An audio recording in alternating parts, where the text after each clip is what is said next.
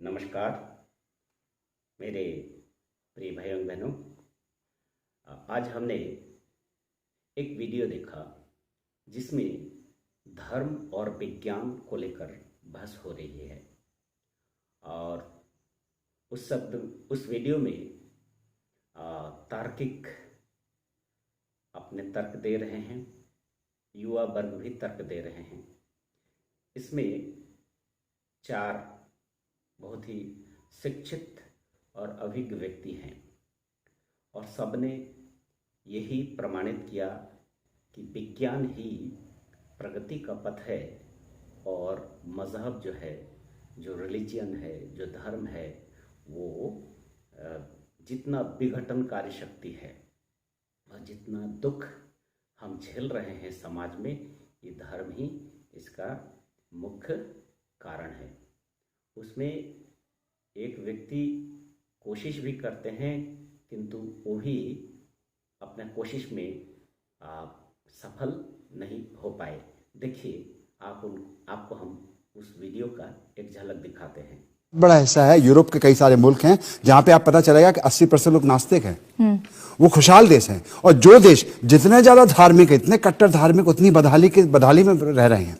दूसरी बात यह है कि विज्ञान की दुकान की बात चल रही थी। विज्ञान की दुकान के बदौलत ही हम गुफाओं से निकल के आज यहां पहुंच पाए।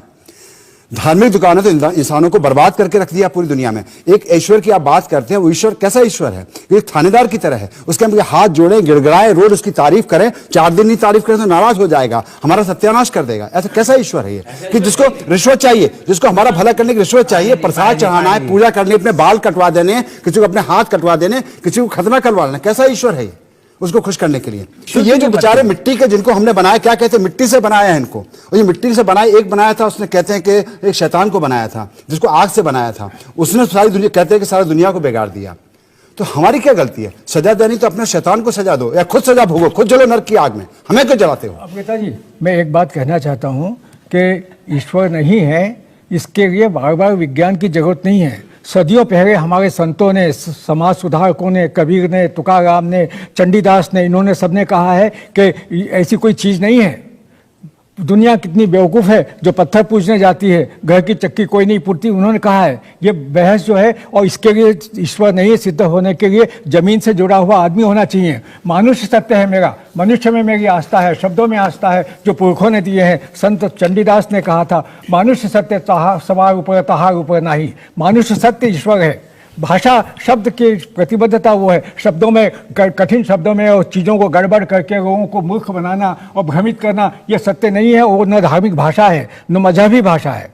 सत्य जो है वो आत्मा का सत्य होता है, आदमी का, हर आदमी का निजी सत्य होता है। विवेकानंद ने कहा। इस वीडियो में जो पहला व्यक्ति जो कह रहे हैं, एकदम सटीक बात कर रहे हैं, सही बात कर रहे हैं। उनका कहना है यूरोप में बहुत सारे ऐसे कंट्री है जहाँ के लोग 100% नास्तिक है किंतु वो खुशहाल है। ठीक है। दूसरी बात उनका कहना है, वो ईश्वर कैसा ईश्वर है जो थाने के हवलदार जैसे, थानेदार जैसे करते हैं, जिनके सामने हाथ जोड़कर गिड़गिड़ाते रहो फिर भी वो नहीं सुनते हैं।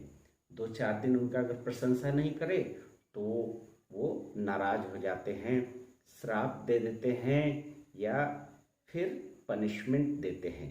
तो फिर वो ईश्वर कैसा है जो किसी का बाल कटवा देते हैं, किसी का हाथ कटवा देते हैं, तो खतना कर देते हैं? वो ईश्वर कैसा है जो मिट्टी से शैतान को बना दिया और शैतान ने पूरे दुनिया का सत्यानाश कर दिया? तो भाई, आपने बनाया, उसका फल आप भोगो। आपने आग लगाई तो आग में आप झुलसो, हमें क्यों झुलसा रहे हो? तो ये इनका क्वेश्चन बहुत ही जेन्युइन है। फिर इसी वीडियो में दूसरा भाई ईश्वर के सत्यता के बारे में वो कहना चाह रहे हैं कि ईश्वर के सत्यता को जानने के लिए विज्ञान की ज़रूरत नहीं है। हमारे पुराने ऋषि मुनि, जिसके उन्होंने कुछ नाम से कबीर, रहीम, संत रैदास, तुलसीदास, इनका भी जिक्र उन्होंने कहा। और एक बात उन्होंने कहा कि मनुष्य जो है परम सत्य है, इसके ऊपर कोई सत्य नहीं है। इनके इन्हीं बातों पर हम आज चर्चा करना चाहते हैं। सबसे पहला भाई जिन्होंने यूरोपियन कुछ देशों का नाम जिक्र किया और खतना और ईश्वर को थानेदार का तुलना किया। सबसे पहले मेरे भाई, आपको धर्म और मजहब में जो फर्क है उसको आपको जानना होगा। आपकी जो प्रॉब्लम है वो है कि आप सत्य को समझ नहीं पा रहे हैं, क्योंकि जो सत्य है, सत्य को जानने के लिए उसके लिए क्या चाहिए? आपको सत्य को जानने के लिए आपको रेशनलिस्टिक, लॉजिकल, साइंटिफिक मन होना चाहिए, क्योंकि जो सत्य है उसे आप असत्य कह के प्रमाणित नहीं कर सकते, और जो असत्य है उसको सत्य कह के प्रमाणित नहीं कर सकते, क्योंकि आपको ईश्वर के बारे में धारणा ही गलत है। जो गलत धारणा कार्ल मार्क्स की थी वही आपको भी गलत धारणा है, क्योंकि आइंस्टाइन साहब, अल्बर्ट आइंस्टाइन साहब, उनका कहना है कि जो ईश्वर है वो प्रेम स्वरूप है। ईश्वर वो लव का प्रतिमूर्ति है, ईश्वर लव एम्बॉडीमेंट है। जगत गुरु श्री श्री आनंद मूर्ति जी, आनंद मार्ग के प्रवक्ता, उनका कहना है कि जो ईश्वर तत्व है वो क्या है? ईशति यह सह ईश्वरा, अर्थात ईश्वर वो है जो सब कुछ को नियंत्रण कर रहे हैं। He is the controller. जिस तरह से हम इस धरती पे हैं, इस धरती के चारों तरफ चंद्रमा घूमता रहता है, ठीक उसी प्रकार इस सोलर सिस्टम में सूर्य जो है वो नियंता है, और उनके चारों तरफ जो इनके सौरमंडल के जितने ग्रह हैं वो भ्रमण करते रहते हैं। विज्ञान ये कहता है कि इस दुनिया में हर वस्तु एक दूसरे को आकर्षित करता है, सब फोर्स ऑफ एट्रैक्शन से बंधा हुआ है। उसी तरह से जिस तरह से सोलर सिस्टम में सभी जो ग्रह हैं एक दूसरे से आकर्षण के बंधन में बंधे हुए हैं, ठीक उसी प्रकार एंटायर यूनिवर्स में जितने ग्रह, नक्षत्र, निहारिकाएं, गैलेक्सीज, मेटियोर्स है, सभी एक दूसरे से एक फोर्स ऑफ एट्रैक्शन से बंधा हुआ है, और इसका भी एक न्यूक्लियस है। जो न्यूक्लियस इन सारे ग्रह, नक्षत्र, निहारिकाओं को एक नियंत्रण कर रहा है, कंट्रोल कर रहा है।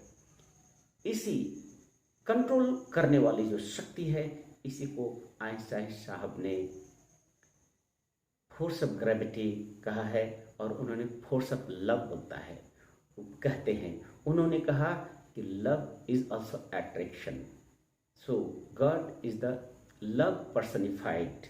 जो ईश्वर है वो प्रेम स्वरूप है, प्रेम स्वरूप है। इसलिए ईश्वर कभी भी किसी को खतना करने के लिए नहीं कहता, ईश्वर कभी किसी को बाल कटवाने के लिए, मुड़वाने के लिए नहीं कहता है। ईश्वर कभी शैतान का निर्माण मिट्टी से उन्होंने नहीं किया है। और ईश्वर ने क्या दिया है वो मैं आपको बताता हूं। आप जब जन्म लिए थे, आपके जन्म के तुरंत बाद मातृ स्तन में दूध आ गई थी, वो ईश्वर ने ही दिया था। आपके जन्म के बाद जो ऑक्सीजन आया वो ईश्वर का ही देन है। आप जो ऑक्सीजन ले रहे हैं, आपके शरीर में जो भी सिस्टम है, तंत्र है, वो सिस्टम भी उन्हीं का बनाया हुआ है। आप श्वास ले रहे हैं, छोड़ रहे हैं, उस सिस्टम भी उन्हीं का बनाया हुआ है। सो जो ईश्वर है वो गलत नहीं है। ईश्वर नहीं है ये कहना मूर्खता है। और जहाँ तक रिलीजन की बात आती है, रिलीजन शब्द ही एक कॉन्ट्रडिक्टरी शब्द है। रिलीजन को धर्म का पर्यायवाची शब्द समझकर हम बुद्धिजीवी गलत करते हैं, भूल करते हैं। वैसा ही भूल शायद आपने भी किया है, क्योंकि रिलीजन को जो ट्रांसलेट करेंगे तो वो धर्म नहीं होगा, उसका अर्थ होगा मजहब या मतवाद। मतवाद, ओपिनियन। तो religions are opinion, collections of different opinions, but it is not dharma, it is not spirituality। क्योंकि स्पिरिचुअलिटी, आध्यात्म का अगर कोई पर्यायवाची शब्द है वो है धर्म। धर्म आध्यात्म का पर्यायवाची है और धर्म का पर्यायवाची आध्यात्म है। धर्म का पर्यायवाची शब्द कैरेक्टरिस्टिक्स है, विशिष्टता, वैशिष्ट। इसीलिए आपको धर्म और मजहब में अंतर समझना होगा। आइंस्टाइन साहब कहते हैं,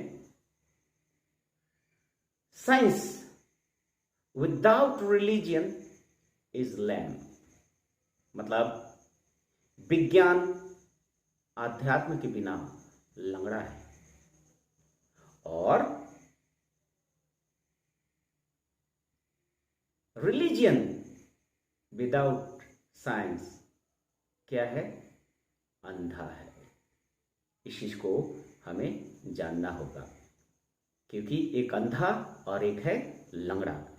किंतु जहां तक आध्यात्म की बातें होती है, आध्यात्म जो है इंसान को,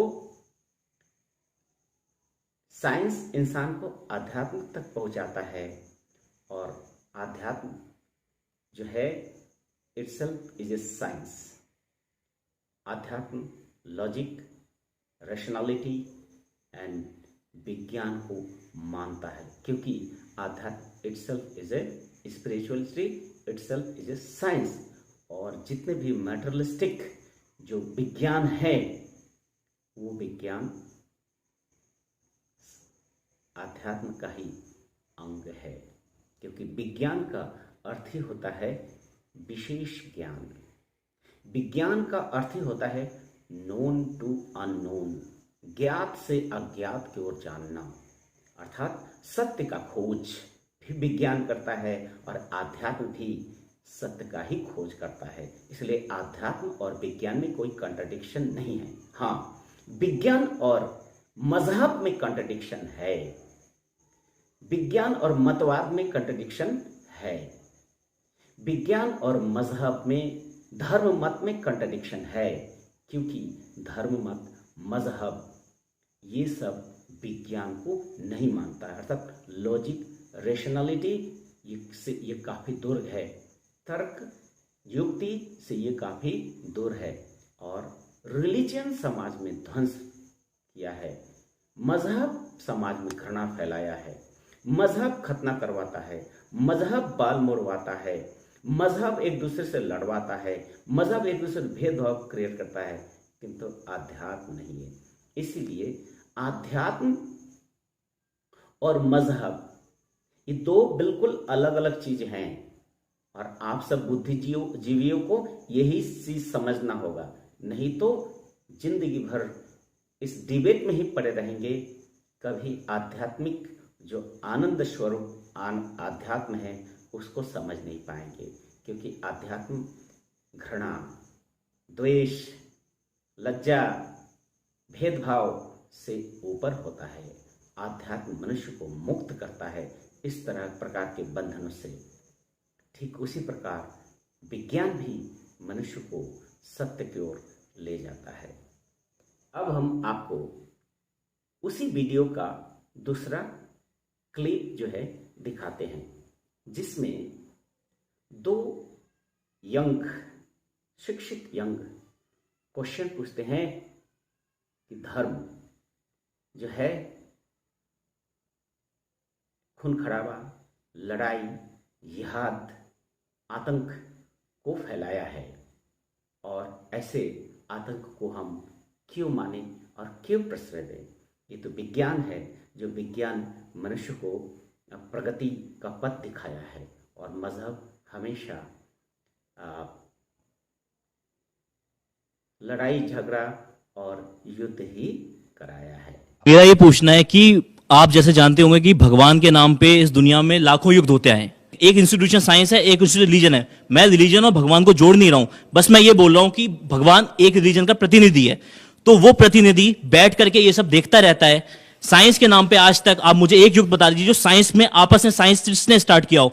रिलीजन के जो गुरु हैं, जो भगवान है, उनकी वजह से आज दुनिया को इतना नुकसान उठाना पड़ रहा है। चारों तरफ इतने ज्यादा हमारे आतंकवादी हमले हो रहे हैं। अभी रिसेंटली हैदराबाद में बम ब्लास्ट हुआ है। ये सब क्या है? ये सब हमारे को धर्म का देन है। और धर्म किसके लिए? ईश्वर के लिए। उस ईश्वर के लिए ये सब हो रहा है, और वो आंखें बंद करके वहां सत्ता में बैठा हुआ देख रहा है कि 6000 साल बाद कलयुग खत्म होगा, फिर वो सजा देगा। और आज यहां लोग मर रहे हैं, उनको बचाने कौन आएगा? कि अगर हम बायस्ड स्टडी करना चाहें, आंखें बंद करके करना चाहें, तो फिर हमें धर्म के अंदर कुछ भी बुरा दिखाई नहीं देगा, जैसे ज्यादातर लाखों करोड़ों लोगों को नहीं दिखाई देता है। लेकिन हर धर्म के अंदर नफरत, घृणा उतनी ही मौजूद है, वरना मैं अपना धर्म मानूंगा ही नहीं। मैं अपने धर्म को बेहतर समझता हूं दूसरे से, तभी मैं अपना धर्म मानता हूं। दूसरी बात यह है कि धर्म के अंदर हमेशा का सच मौजूद होता है, जो सड़ा गला बदबूदार हो जाता है टाइम के पास होने की वजह से। आप बात कर रहे हैं बेहद पुरानी किताबों की। आप जहर खाना चाहते हैं तो क्या फर्क पड़ता है कि आप किस धर्म का जहर खाना चाहते हैं। दुनिया का विकास हो रहा था और दुनिया में सब जगह एक साथ हो रहा था। तब जो बहुत से अनुत्तरित प्रश्न थे, उनको मनुष्यों को उसका उत्तर नहीं मिल रहा था कि ये क्यों हो रहा है, बारिश क्यों हो रही है, बिजली क्यों कड़क रही है, तूफान क्यों आ रहा है।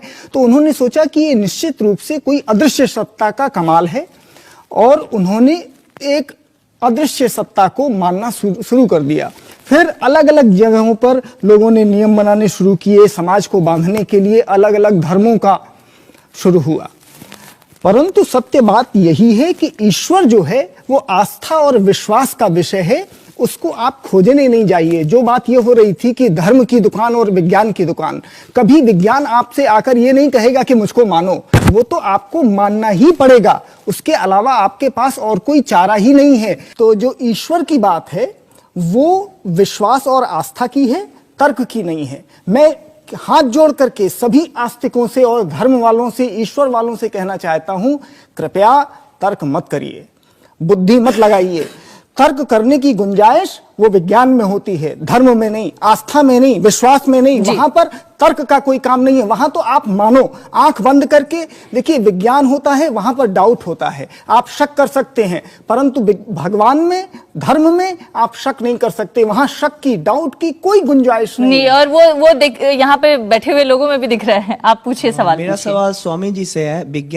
विज्ञान ने समाज को इतना कुछ दिया है, आप सब जानते हैं, लेकिन भगवान ने हमें दिया क्या है? भगवान ने हमें समय बर्बाद और पैसे बर्बाद करने के सिवा दिया क्या है? मेरा सवाल आपसे है, अगर कोई मरता है, कोई बीमार होता है, उसमें विज्ञान क्यों बचाता है? भगवान क्यों नहीं बचाता है उसे? अगर कोई पापी पाप करता है, उसमें उस समय भगवान कहां है? जैसे जैसे विज्ञान आया, आपके जीवन में तरक्की आई। जब आप पुरातन पंथ के जमाने से लेके आज तक जो आगे बढ़े हैं, यहाँ तक जो पहुंचे हैं, ये विज्ञान की बदौलत है। और शायद अगर आप विज्ञान में इतना ही भरोसा और आस्था, आप दोनों भाई जो क्वेश्चन किए हैं कि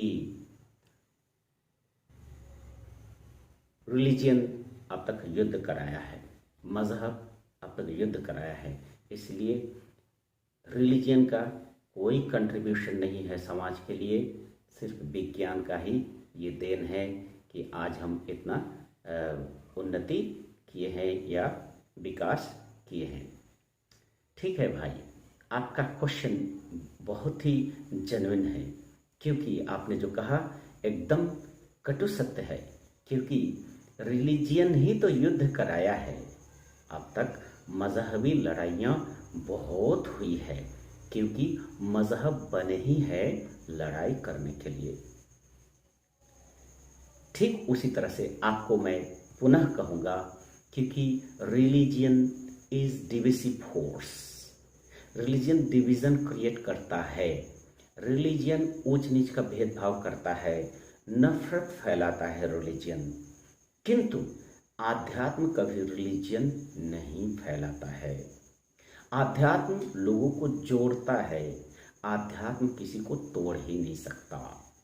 जिस तरह से इस वीडियो, इसके पहले वाले क्लिप में एक व्यक्ति ने कहा था कि सवार ऊपर मानुष सत्य तार ऊपर কিছু नहीं, मान सबसे ऊपर मनुष्य सत्य है। उनका भी कवि चंडीदास जी का कहना है कि सबसे ऊपर मनुष्य है। उनका कहना भी एक तरह से सही है, बट पार्शियली ट्रूथ है, क्योंकि मनुष्य इस सृष्टि के अन्य जीवों की तरह ही एक अपना अस्तित्व धारण कर रहा है, एक सत्ता धारण कर रहा है। किंतु इस धरती पे जो कुछ भी है, एक अणु परमाणु से लेकर मनुष्य तक, लता गुल्म पशु पक्षी सब परिवर्तनशील है।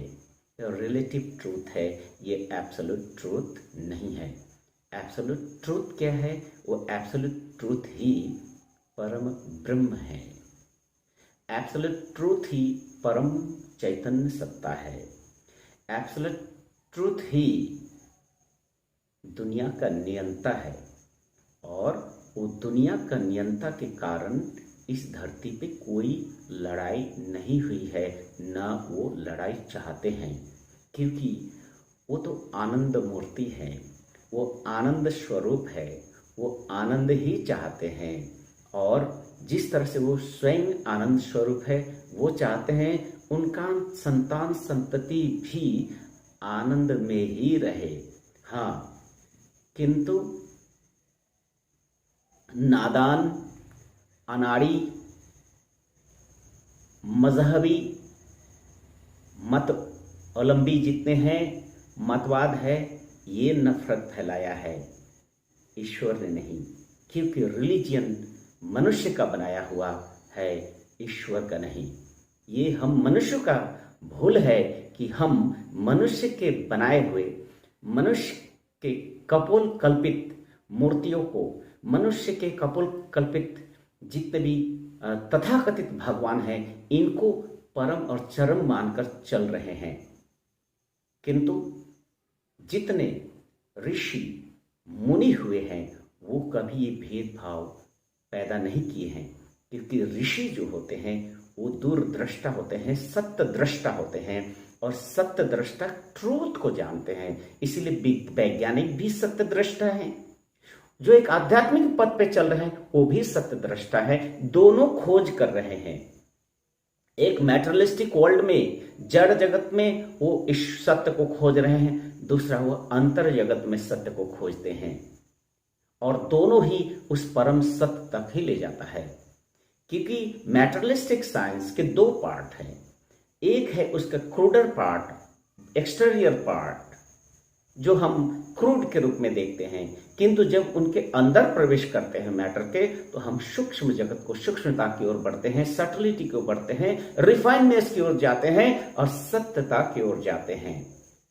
इसलिए विज्ञान जो है वो लॉजिकल है, रेशनल है, और वो अनुभूति और अनुभव को सम्मान करता है। अर्थात लैब के द्वारा वो अनुभव करता है, उसको रियलाइज करता है, रियलाइज के माध्यम से वो सत्य की ओर जा रहा है। ठीक उसी तरह से एक जो सत्य के साधक है, जो गवेषक है, जो अन्वेषण करते हैं, जो डिस्कवरी करते हैं, वो अपने अंतर जगत में। इसलिए आध्यात्म जो है, इसका जो गति है कैसा है, ये फिजिको साइको स्पिरिचुअल है। ठीक उसी तरह से मैटेरियल साइंस का भी क्रूड टू सटल है। तो देखिए, विज्ञान दोनों है। आध्यात्मिक विज्ञान है जो जड़ता से, फिजिकल से, माइंड से स्पिरिचुअलिटी को ले जाता है। ठीक उसी तरह से जो फिजिकल साइंस है वो भी मनुष्य को क्रूड से सटलिटी की ओर ले जाता है, दोनों ही एक सत्य की ओर ले जाता है। तो कह सकते हैं कि आध्यात्म और विज्ञान दोनों एक दूसरे के पूरक हैं। उसमें उस वीडियो में एक भाई कहते हैं कि विज्ञान में तर्क चलता है किंतु धर्म में तर्क नहीं चलता है, ये आस्था का विषय है। किंतु मैं कहूँगा भाई आप भी गलत कर रहे हैं, आप भी कंफ्यूज्ड हैं, क्योंकि जहाँ पर लॉजिक नहीं है, जहाँ पर तर्क नहीं है, जहाँ पर युक्ति नहीं है, जहाँ पर विज्ञान नहीं है, वहाँ सत्य नहीं होता है। ठीक उसी प्रकार ईश्वर की जो सत्य है वो लॉजिक और रेशनलिटी के माध्यम से इंसान, जब तक आदमी में क्वेश्चन नहीं रहेगा, प्रश्न नहीं रहेगा, जब तक शंका और डाउट नहीं रहेगा, तो वो सत्य को जानने की भूख भी उनमें नहीं रहेगी। इसलिए विज्ञान भी में डाउट है, संशय है, तर्क है, तभी वो सत्य को जान पाता है।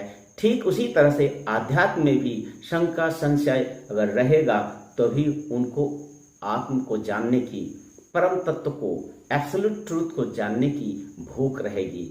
और जहाँ पर तर्क नहीं है वहाँ पर सिर्फ आस्था काम नहीं करता है, क्योंकि सत्य को आस्था की जरूरत नहीं है। आग है, आप मानो या ना मानो, आग है, वो आग जलाएगा। पानी है तो सत्यता, एटम्स है, उसको मानो या ना मानो वो तो है। ईश्वर है, आप मानो या ना मानो, आपके आस्था से ईश्वर के अस्तित्व को नुकसान नहीं पहुंचता है। आप मानो या न मानो, ईश्वर तो है, और जो नहीं है उसको आप तर्क के द्वारा प्रमाणित नहीं कर पाओगे कि वो है। इसलिए कोई अगर कहे ईश्वर नहीं है तो उनकी भूल, और जो कहे ईश्वर है तो ईश्वर है, तो इंसान प्रमाण तो चाहेगा ही, तो तर्क तो करेंगे ही। इसीलिए आध्यात्म में लॉजिक है, आर्गुमेंट है, यहां पर ऑप्शन है। मजहब में अकल का दखल नहीं है। हाँ, मजहब में अकल का दखल नहीं है। मजहब में आस्था कर, विश्वास करना होगा आपको, आप मजबूर है, बाध्य हैं करने के लिए। कितनों आध्यात्म में आप विश्वास करो या ना करो, वो तो है।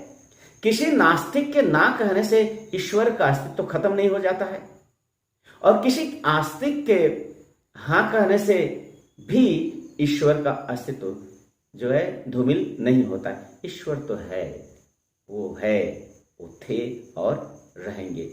इसलिए बुद्धिजीवियों का क्या कर्तव्य है? बुद्धिजीवियों का कर्तव्य है कि हर चीज के जो ट्रुथ को वो जाने। जैसे अब तक संपूर्ण मानव जाति में, मानव समाज में, अभी हमारे समाज में वर्तमान समय में लोग धर्म और मजहब को एक मानते हैं।